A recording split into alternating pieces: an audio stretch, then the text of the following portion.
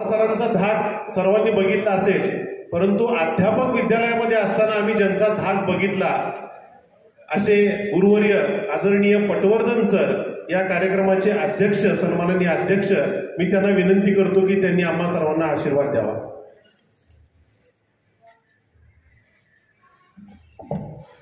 व्यासपीठावर उपस्थित असलेले सर्व सन्माननीय लोक, पवार सरांच्यावर प्रेम असलेले सर्व त्यांचे स्नेही मित्र आणि त्यांच्यावरती निष्ठा आणि प्रेम असणारी सर्व मंडळी,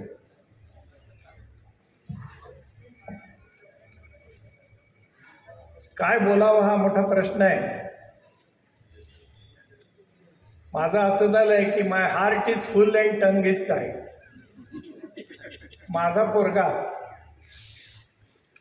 जो संस्थेवर पराकोटीची निष्ठा ठेवून काम करतो, संस्थेच्या भल्यासाठी स्वतःचा स्वार्थ बाजूला ठेवतो आणि मनापासून जे पडेल ते काम, मी पडेल ते काम हा शब्द मुद्दाम वापरतो, गजेंद्रला सांगायचं आणि त्यांनी करायचं. सामान्यतः असं दिसतं की काम सांगितलं की कपाळावर आठी पडते, पण हा पोरगा कधी कपाळावर आठी घालत नव्हता. जे सांगेल ते काम मनापासून करायचं आणि नुसतं करायचं नाही, लावलीजाव काम करायचं नाही, तर ते तडीला न्यायचं. काम तडीला नेणारा संस्थेतला आमच्या एक उत्कृष्ट शिक्षक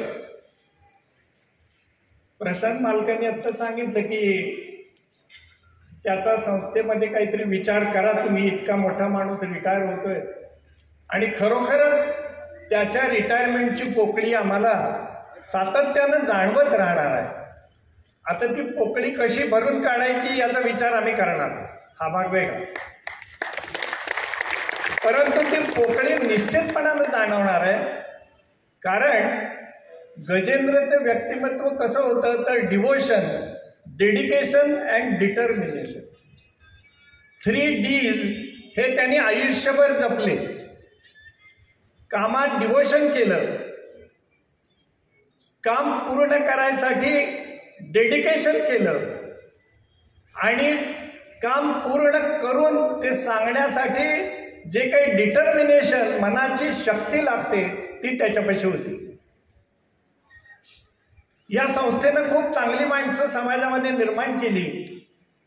चांगला समाज चांगल्या संस्थांच्या मुळे निर्माण होतो, ही गोष्ट गजेंद्रकडे पाहिल्यावर आपल्या लक्षात येईल.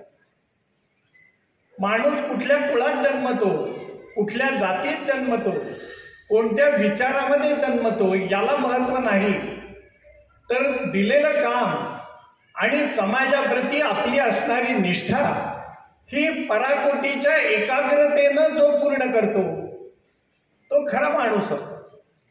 त्याला माणूस म्हणायला काही हरकत नाही. तेव्हा गजेंद्रने आयुष्यभर त्याला सांगितलेलं प्रत्येक काम निष्ठेनं पार पाडलं, हे त्याचं वैशिष्ट्य आहे. आणि असा माणूस गेल्यानंतर निश्चित पोकळी निर्माण होते. प्रशांत मालकांनी सांगितलं की शिट्टी न वाजवलेल्याला सुद्धा पेन्शन मिळते. अशी शिट्टी न वाजवणारी माणसं संस्थेतनं गेली तर फारसं काही वाटत नाही, पण शिट्टी वाजवून झोकून देणारी माणसं ज्या वेळेला संस्थेतनं जातात त्यावेळेला मात्र आम्हाला विचार करावा लागतो की शाळा चालवायची कशी. ही शाळा चालवणं सोपं काम नाही. 2000 विद्यार्थी आहेत आमच्याकडे. कुसूरकर sir, Darekar sir, बिजले sir, Pravi Kulkarni sir, ही सगळी मंडळी शिस्तीची मंडळी म्हणून होती. त्यांची परंपरा आमच्या गजेंद्रनी चालवली. त्यांनी दिवसाचा रात्रीचा विचार केला नाही. सांगितलेलं काम कसं पूर्ण करता येईल आणि ते करताना येणाऱ्या अडचणी न सांगता त्या ओव्हरकम कशा करता येतील आणि शाळेचं काम पुढे कसं नेता येईल याचा अहर्निश रात्रंदिवस या मुलानं विचार केला. अशी मुलं सगळ्यांनाच आवडतात. आम्हालाही हा मुलगा आवडतो. याच्या जाण्याचं दुःख रिटायर होण्याचं दुःख आम्हाला निश्चितपणानं आहे आणि म्हणून मी तुम्हाला सांगितलं की my heart is full and tongue is tied. अशी मुलं आम्हाला सगळ्यांना पाहिजेत. अशी मुलं समाज निर्मिती करतात. अजिंक्य क्रीडा मंडळाचं एवढं मोठं काम त्यांनी उभं केलं. त्या कामातून क्रीडा विश्व निर्माण केलं. तो एक विशिष्ट समाज निर्माण केला. अशी मुलं ही समाज निर्मितीसाठी अत्यंत उपयुक्त असतात. यांच्या योगदानातून समाज घडत असतो. आणि मला अभिमान आहे की आमचे जे पंचरत्न होते, Abhyankar, Bhalvankar, PS sir, Ratnaparkhi sir आणि पाठक सर, या 5 जणांनी ज्या पुढच्या पिढ्या घडवल्या, त्या पुढच्या पिढ्याने पंढरपूरचा समाज घडवला. याच्याबद्दल मला या सर्वांचा खूप अभिमान वाटतो. या सगळ्या पिढ्या घडवण्याचं श्रेय त्या लोकांनी जे काही आम्हाला योगदान दिलं, आम्हाला जे काही शिकवलं, आम्हाला जे काही घडवलं, ते घडवताना त्यांनी कुठलाही विचार केला नाही. प्रसंगी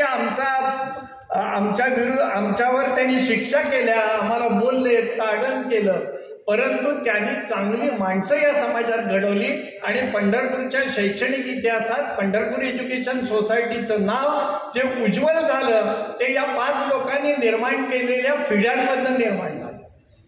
त्यांच्या खालोखाल NG Deshpande sir, VS sir, Abhyankar sir, Kolhapure sir, वकील सर, ही सगळ्या पिढ्या ज्या निर्माण झाल्या, यांनी एक शैक्षणिक इतिहास या समाजामध्ये निर्माण केला.